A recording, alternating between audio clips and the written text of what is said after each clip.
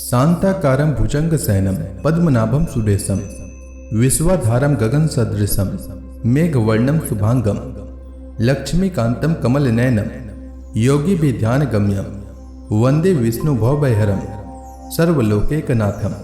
ओम नमो भगवते वासुदेवाय। आपका भक्ति कथा चैनल पर स्वागत है। आपका दिन शुभ और मंगलमय हो। आज दिनांक है 12 अप्रैल और दिन रविवार है। आज वैशाख कृष्ण पक्ष की 10वीं तिथि है। आज सूर्योदय का समय सुबह 5:59 और सूर्यास्त का समय शाम 6:45 रहेगा। ब्रह्म मुहूर्त रहेगा सुबह 4:29 से सुबह 5:14 तक और अभिजीत मुहूर्त रहेगा सुबह 11:57 से दोपहर 12:48 तक। वहीं राहु काल शाम में 5:09 से शाम 6:45 तक रहेगा। आइए सुनते हैं वैशाख मास कथा का आज का अध्याय। नारद जी राजा युधिष्ठिर से आगे कहते हैं, युधिष्ठिर, पैदा होने वाले शरीरों के पहले भी कारण रूप से और उनका अंत हो जाने पर भी उनकी अवधि रूप से जो स्वयं विद्यमान रहता है, जो भोग रूप से बाहर और भोक्ता रूप से भीतर है तथा ऊंच और नीच, जानना और जानने का विषय, वाणी और वाणी का विषय, अंधकार और प्रकाश आदि वस्तुओं के रूप में जो कुछ भी उपलब्ध होता है वह सब स्वयं यह तत्ववेता ही है। इसी से मोह उसका स्पर्श नहीं कर सकता। दर्पण आदि में दिख पड़ने वाला प्रतिबिंब विचार और युक्ति से बाधित है, उसका उनमें अस्तित्व है नहीं, फिर भी वस्तु के रूप में तो वह दिखता ही है। वैसे ही इंद्रियों के द्वारा दिखने वाला वस्तुओं का भेदभाव भी विचार, युक्ति और आत्मानुभव से असंभव होने के कारण वस्तुतः न होने पर भी सत्य सा प्रतीत होता है। पृथ्वी आदि पंचभूतों से इस शरीर का निर्माण नहीं हुआ है। वास्तविक दृष्टि से देखा जाए तो न तो वह उन पंचभूतों का संघात है और न विकार या परिणाम ही, क्योंकि यह अपने अवयवों से न तो पृथक है और न उनमें अनुगति है, अतएव मिथ्या है। इसी प्रकार शरीर के कारण रूप पंचभूत भी अवयवी होने के कारण अपने अवयवों सूक्ष्म भूतों से भिन्न नहीं है, अवयव रूप ही है। जब बहुत खोजबीन करने पर भी अवयवों के अतिरिक्त अवयवी का अस्तित्व नहीं मिलता, वह असत ही सिद्ध होता है, तब अपने आप ही यह सिद्ध हो जाता है कि ये अवयव भी असत्य ही है। जब तक अज्ञान के कारण एक ही परम तत्व में अनेक वस्तुओं के भेद मालूम पड़ते रहते हैं, तब तक यह भ्रम भी रह सकता है कि जो वस्तुएं पहले थीं वे अब भी हैं।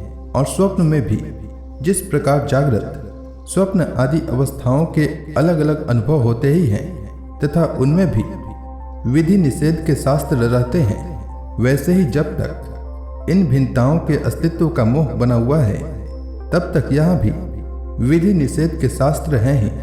जो विचारशील पुरुष स्वानुभूति से आत्मा के त्रिविध अद्वैत का साक्षात्कार करते हैं, वे जागृत, स्वप्न, सुषुप्ति और दृष्टा, दर्शन तथा दृश्य के भेद रूप स्वप्न को मिटा देते हैं। ये अद्वैत 3 प्रकार के हैं, भावाद्वैत, क्रियाद्वैत और द्रव्याद्वैत। जैसे वस्त्र सूत रूप ही होता है, वैसे ही कार्य भी कारण मात्र ही है, क्योंकि भेद तो वास्तव में है नहीं। इस प्रकार सबकी एकता का विचार भावाद्वैत है। युधिष्ठिर, मन, वाणी और शरीर से होने वाले सब कर्म स्वयं पर ब्रह्म परमात्मा में ही हो रहे हैं, उसी में अध्यस्त हैं। इस भाव से समस्त कर्मों को समर्पित कर देना क्रियाद्वैत है। स्त्री पुत्रादि, सगे संबंधी एवं संसार के अन्य समस्त प्राणियों के तथा अपने स्वार्थ और भोग एक ही हैं, उनमें अपने और पराये का भेद नहीं है। इस प्रकार का विचार द्रव्याद्वैत है। युधिष्ठिर, जिस पुरुष के लिए जिस द्रव्य को जिस समय जिस उपाय से जिससे ग्रहण करना शास्त्राज्ञा के विरुद्ध न हो, उसे उसी से अपने सब कार्य संपन्न करने चाहिए। आपत्ति काल को छोड़कर इससे अन्यथा नहीं करना चाहिए।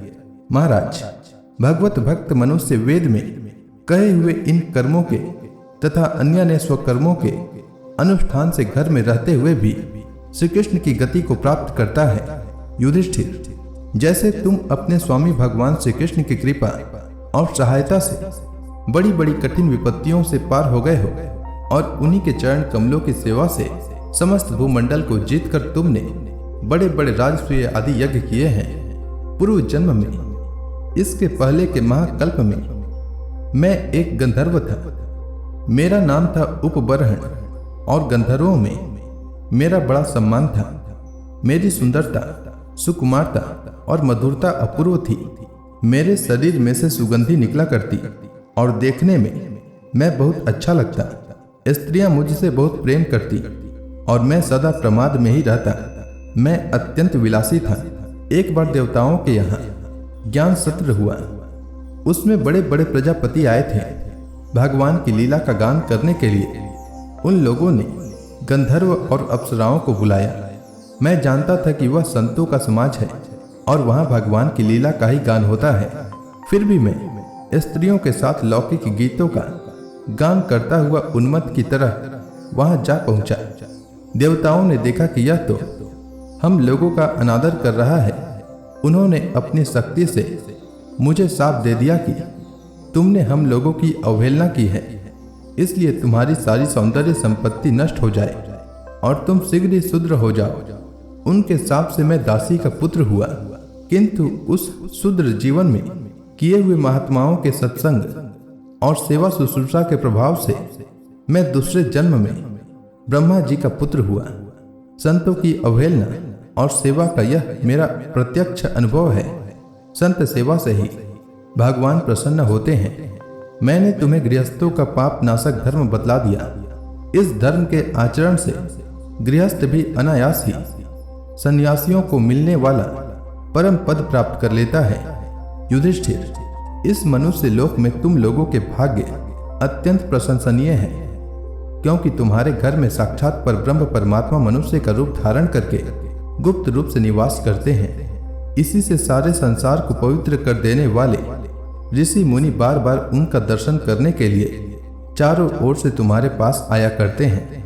बड़े बड़े महापुरुष निरंतर जिनको ढूंढते रहते हैं, जो माया के लेस से रहित परम शांत परमानंदानुभव स्वरूप पर ब्रह्म परमात्मा है, वे ही तुम्हारे प्रिय हितैषी ममेरे भाई, पूज्य, आज्ञाकारी गुरु और स्वयं आत्मा श्री कृष्ण हैं। शंकर, ब्रह्मा आदि भी अपनी सारी बुद्धि लगाकर वे यह हैं, इस रूप में उनका वर्णन नहीं कर सकते।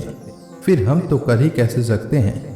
हम मौन, भक्ति और संयम के द्वारा ही उनकी पूजा करते हैं। कृपया हमारी यह पूजा स्वीकार करके भक्त वत्सल भगवान हम पर प्रसन्न हो।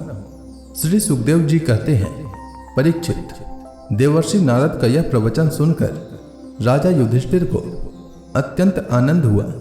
उन्होंने प्रेम विह्वल होकर देवर्षि नारद और भगवान श्री कृष्ण की पूजा की। देवर्षि नारद भगवान श्री कृष्ण और राजा युधिष्ठिर से विदा लेकर और उनके द्वारा सत्कार पाकर चले गए। भगवान श्री कृष्ण ही परब्रह्म हैं, यह सुनकर युधिष्ठिर के आश्चर्य की सीमा न रही। परीक्षित, इस प्रकार मैंने तुम्हें दक्ष पुत्रियों के वंशों का अलग अलग वर्णन सुनाया। उन्हीं के वंश में देवता, असुर, मनुष्य आदि और संपूर्ण चराचर की सृष्टि हुई है। तो इसी के साथ यह अध्याय समाप्त हुआ। तो प्रेम से बोलिए विष्णु भगवान की जय, समस्त देवी देवताओं की जय। इसके आगे की कथा मैं कल के अध्याय में सुनाऊंगा। तब तक के लिए भगवान श्री हरि विष्णु का नाम जपते रहें।